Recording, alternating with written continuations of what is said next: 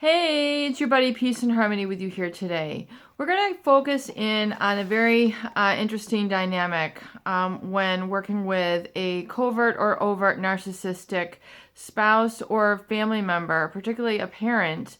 And that is the concept of the overindulgence of the supply and the resulting ramifications or results that it is created to, in essence, alienate that individual, push them away, or isolate them. And very much, this is a very difficult to understand concept because the results are very much oftentimes contrary to the original concept of giving them or creating an intimate relationship with them. And that is an essence of pushing them further away, pushing them inward, and really to a point where they don't feel that they have a sense of authentic self while they're with this narcissistic parent.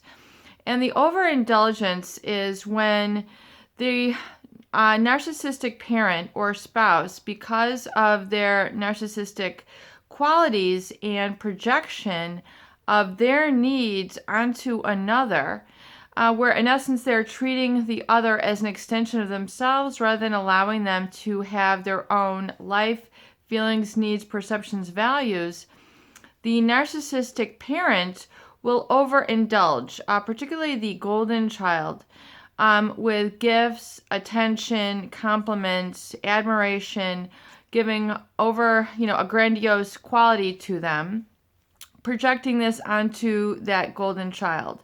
So the experience is somewhat different for that golden child versus the scapegoated child, but really there is a woundedness that does take place.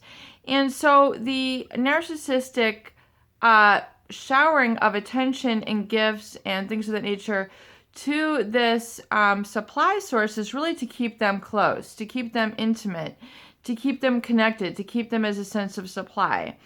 But what ends up happening is this, then in essence, it backfires, it boomerangs, it causes this golden child to withdraw or turn inward because they are receiving the admiration, the gifts, the showering of attention, which are really done with a sense of blindness. And yes, there is the giving qualities which are important in life, and that interdependency, but there needs to be an awareness of the feelings, needs, wishes, and acknowledgement of the authentic self of that individual. So what ends up happening is this supply, quote unquote, the golden child, or even the scapegoat, feels a necessity to comply or really live in reaction to the narcissist rather than being able to respond to them coming from an authentic self. So one would think, well, why would this have this effect? Because of this overindulgence creates an oversense of compliance or living to please this parent, rather than being able to live in their own boundaries, their own space, their own identity. They feel a sense that they have to turn inward and, in essence, comply with these gifts, and it causes them to feel isolated, alienated, and not accepted for their true self because they're not able to originate these certain experiences or generating this value on their own. They feel that it's projected onto them. And so it's a very interesting dynamic, and oftentimes pushes away those people with whom the narcissist would wish to have in their life.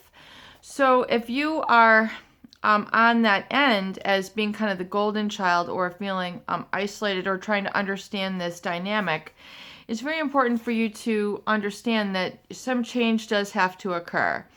And really, when we look ahead to the new year, it is important to realize the importance of change and the ability that, yes, you can change.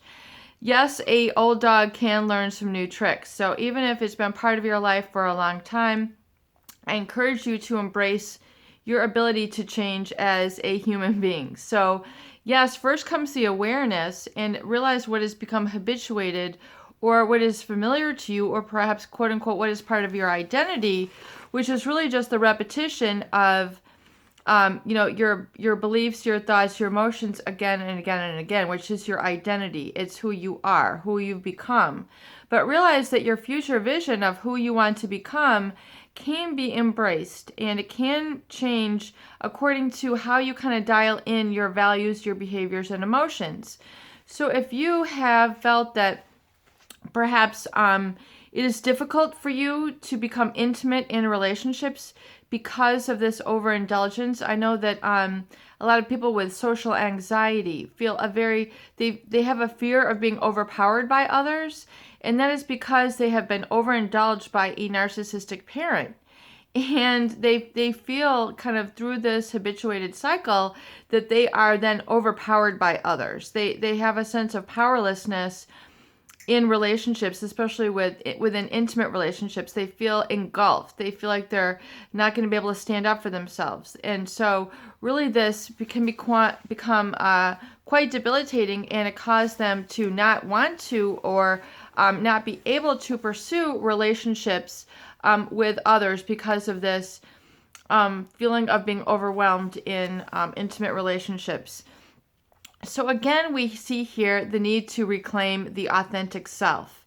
Hence the recovery journal, hence the recovery date, hence the recovery gift, which is an expression of your true authentic self as separated from the woundedness of those narcissistic individuals in your life. It is so important to embrace your authentic voice, your own values that you have created, and really need to open up and experience. And that's part of your journey, is being able to open up to your authentic voice, your authentic values, not those that have been projected or kind of thrust onto you, or really through compliance or defiance from the narcissistic individual in your life that have, created this necessity to, I would say, react or take on values from a false self sort of perspective versus an authentic self perspective. So it is important to you to identify with what is the false self, that which you have created as a reaction to the narcissist, and then which of these do you want to let go, that no longer serve you, you feel uncomfortable with, you feel that you have outgrown, or that is outdated in you. And then now learn to embrace your authentic self. Give yourself those brain drain pages, releasing those things that make you feel frozen or stuck, or like you're not excited or energized. Those things that can tend to cause you to feel stifled, stuck. Old routines, stuck in a rut, stuck in the minutia. Chances are these are still in place from the false self that has been created as a reaction to a narcissistic individual, spouse, or parent in your life. Peace and harmony with you here today. I hope these videos do help. Please share and please subscribe for more great tools, videos, discussion, and support.